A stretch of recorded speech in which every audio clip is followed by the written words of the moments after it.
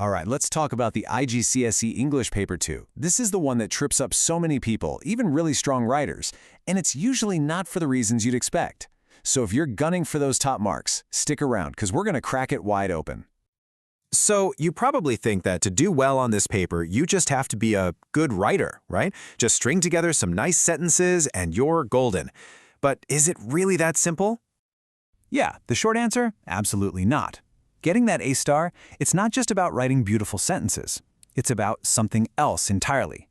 It's about understanding the system. Think of it less like an essay and more like a code.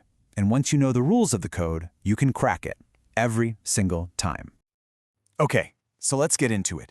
Cracking the Cambridge Code. The real secret here, the thing that separates the A's from the A stars, is getting inside the examiner's head. You've got to stop thinking like a student and start thinking like the person who created this test. It's all about that Cambridge mindset.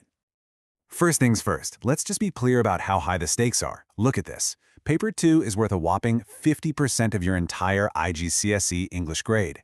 That's huge. You get 2 hours to do it, and trust me, with half your grade on the line, you need to make every single one of those minutes work for you.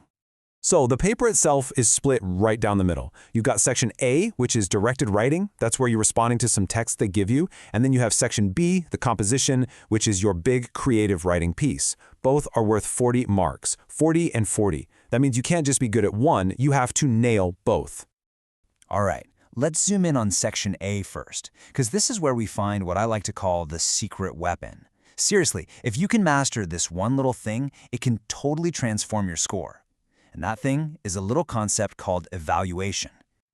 Now, I know what you're thinking. Evaluation, that means I have to write a balanced argument, right? Show both sides, weigh the pros and cons? Nope. Throw that idea out the window. For Cambridge, evaluation means something totally different, and this is crucial. It means figuring out the specific perspective they want you to argue for, and then using the texts to prove that point while taking down the counterargument. It's not about being balanced, it's about being a lawyer for their hidden argument. Pay close attention to this. This number, 1. This might be the most important thing you hear today. Why? Because it only takes one single really well-done evaluation point to literally force the examiner's hand. It makes them bump you up into the next grade band for reading. Just one. It is without a doubt the most powerful tool you have. Okay, so if it's that important, the big question is, how on earth do you find this hidden argument? Well, the good news is you don't have to be a mind reader. It's not a guessing game at all. Cambridge actually leaves you a trail of breadcrumbs, and they're hidden in plain sight, right inside the question they give you. And this is a perfect example of what I'm talking about. Just look at these questions from real past papers. The first one asks you to write a letter advising a friend on how to apologize. See? The question isn't if they should apologize, it assumes they should. That's the hidden argument.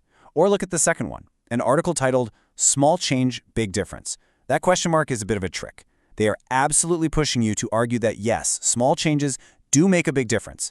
They're like little signposts pointing you exactly where they want you to go. Okay, that's section A.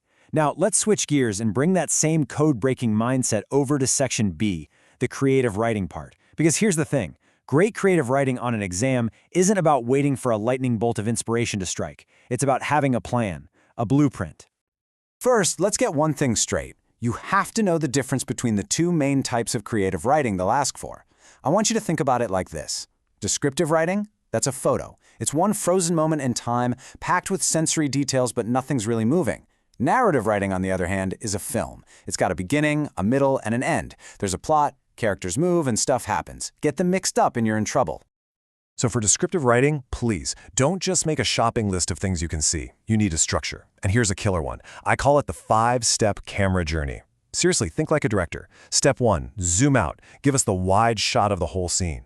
Step 2, zoom right in on one tiny, symbolic detail. Step 3, change the camera angle completely. Maybe look at the scene from a different character's eyes. Step 4, zoom in again, but this time on something that contrasts with the first detail. And finally, step 5, circle back. Bring it home by mentioning something from that first paragraph to give it a really nice emotional ending. See? It shows the examiner you're making deliberate choices. Okay, let's talk narrative. And for this, there is one quote I want you to tattoo on your brain.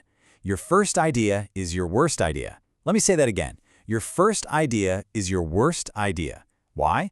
Because your first idea is almost always a cliché. It's the big football match, the surprise party, the fairy tale ball. It's the story the examiner has already graded 50 times. Today, you have to do better. So how do you write something original under pressure? Simple. You don't come up with it on the spot. You prepare. Here's the pro move. Before you even step into that exam hall, you should have an interesting, unique character and a cool setting already worked out. It could be anything, a time-traveling musician, a colony on the bottom of the ocean, whatever. The point is, you have these original building blocks ready. Then, whatever prompt they throw at you, you just cleverly adapt your pre-made ideas to fit it. That's how you show real planning and originality.